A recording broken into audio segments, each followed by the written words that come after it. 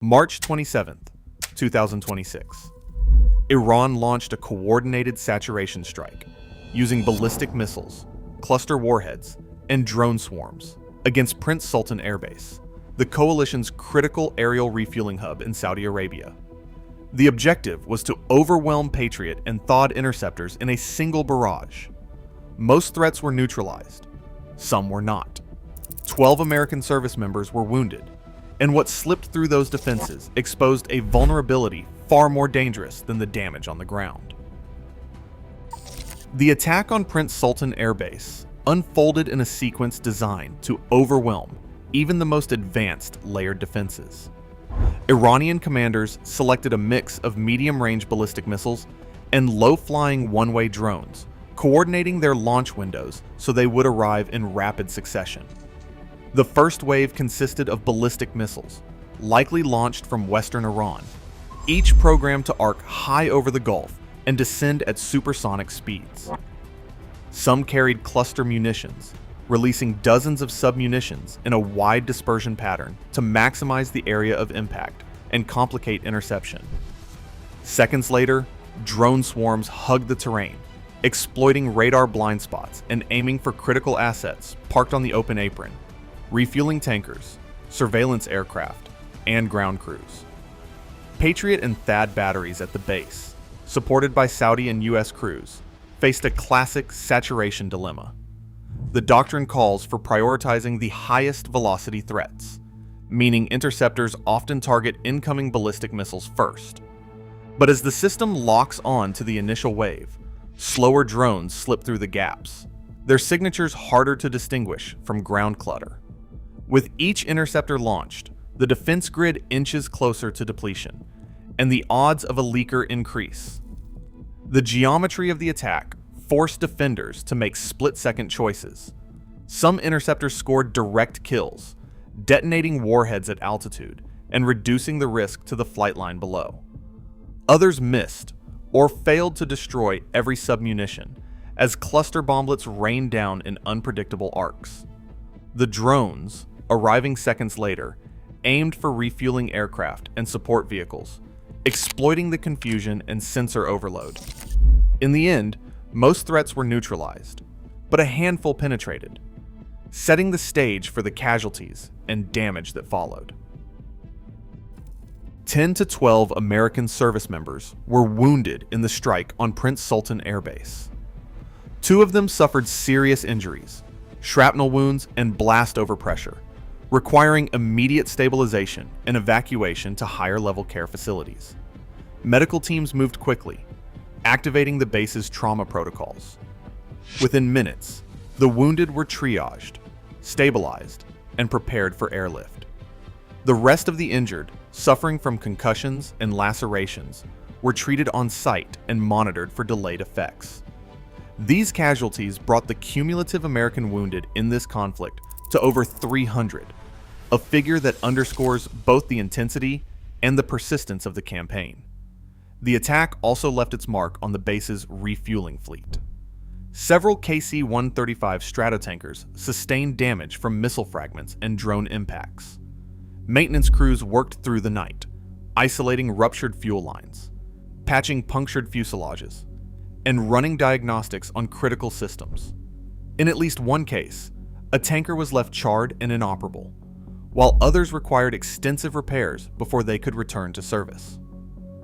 The loss or grounding of even a handful of these aircraft threatened to disrupt the tempo of coalition air operations, as KC-135s are essential for keeping fighter patrols aloft over the Gulf and beyond.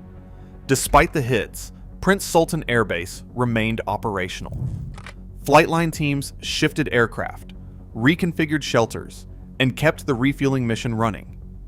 The ability to absorb damage, treat the wounded, and restore functionality sent a clear message: the base's role as a coalition hub would not be broken by a single strike.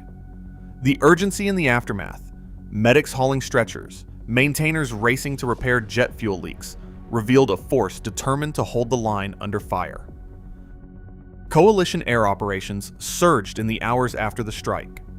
F-16 fighters, F-35 fighters, and F-15E Strike Eagles launched in rapid succession from bases across the region, each platform assigned a distinct mission set.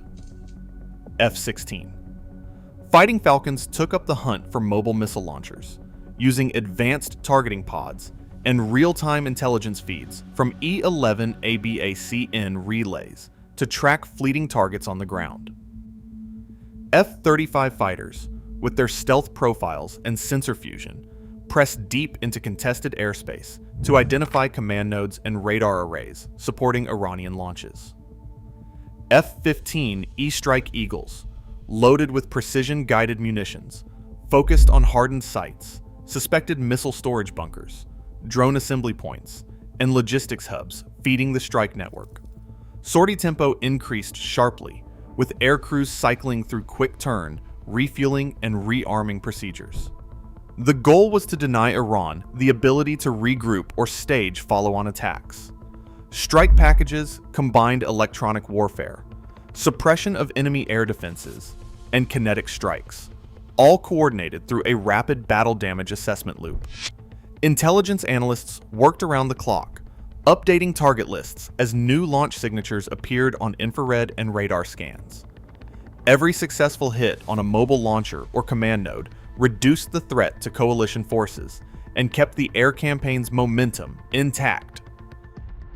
Pressure on coalition defenses extended far beyond the Saudi desert. As US and Saudi crews scrambled to contain the damage at Prince Sultan, regional coordinators tracked new threats emerging on multiple fronts. In the hours after the missile strike, Houthi forces in Yemen launched a projectile northward, targeting Israeli airspace. Israeli missile crews intercepted the weapon before impact, but the incident forced a rapid reassessment of air defense priorities across the theater. Coalition planners diverted surveillance assets and missile batteries to cover the Red Sea corridor, stretching already thin resources. The pattern was clear. Iranian proxies were probing for weak points, timing their attacks to coincide with moments of maximum coalition strain. Each new launch demanded split-second coordination between US, Saudi, Israeli, and Emirati commands. The burden of defending against simultaneous missile and drone threats from multiple directions pushed the region's integrated air defense network to its limits. Every asset shifted to cover one front and left another exposed, creating a cycle of vulnerability that adversaries exploited. This cross-theater escalation underscored the challenge of maintaining operational tempo while guarding against saturation tactics. The coalition's ability to respond depended not just on technology, but on a web of real-time coordination and shared intelligence spanning thousands of miles. Cable news panels and online commentators seized on the aftermath of the Prince Sultan attack, questioning both the cost and the purpose of continued US involvement in the Gulf. On his podcast, Joe Rogan accused the administration of betraying its promise to avoid another endless war, drawing comparisons to the Iraq and Afghanistan occupations. Congressional observers, meanwhile, pressed for clarity on mission objectives and exit strategies, amplifying public skepticism about open-ended deployments. Secretary Rubio responded in a televised briefing, stating flatly that US ground forces are not needed for this campaign. He emphasized that air power remains the backbone of the American response, and that the objective is to degrade Iranian strike capacity without repeating the mistakes of past occupations. Polling in the days after the attack showed a divided public. There was support for defending coalition partners, but strong resistance to any large-scale, boots-on-the-ground escalation. Control of the Strait of Hormuz sits at the heart of every coalition calculation in the Gulf. This narrow passage, less than 40 kilometers wide at its tightest point, channels nearly one-fifth of the world's oil supply, about 17 million barrels a day, along with critical liquefied natural gas shipments.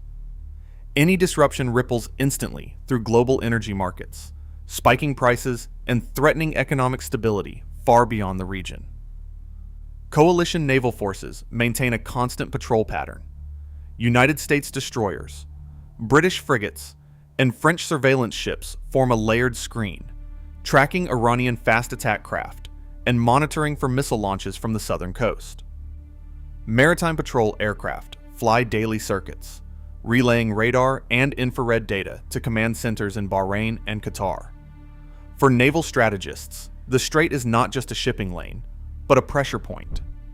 Iran's ability to threaten or close it gives Tehran leverage in every confrontation. Keeping it open is more than a military objective. It is a guarantee that the global economy keeps moving, and that the coalition's own supply lines remain intact.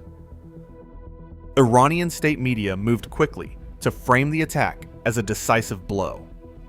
Islamic Revolutionary Guard Corps outlets broadcast footage of burning aircraft and claimed their missiles had shattered American defenses at Prince Sultan, portraying the strike as proof of Iran's reach and resolve. Fars News and affiliated channels repeated the message. U.S. air power had been exposed, and the coalition's technological shield had failed.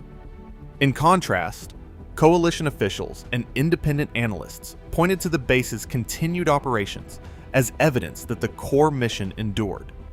Open-source intelligence, including satellite imagery and damage assessments, confirmed hits on several refueling tankers, but showed flight line activity resuming within hours.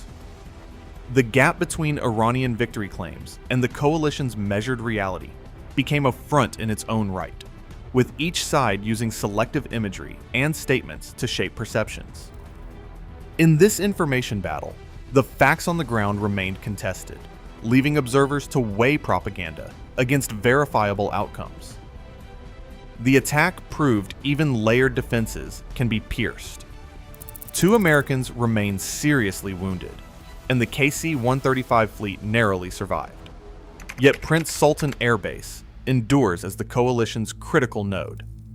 In this era, targeted air campaigns, not ground occupations, define deterrence.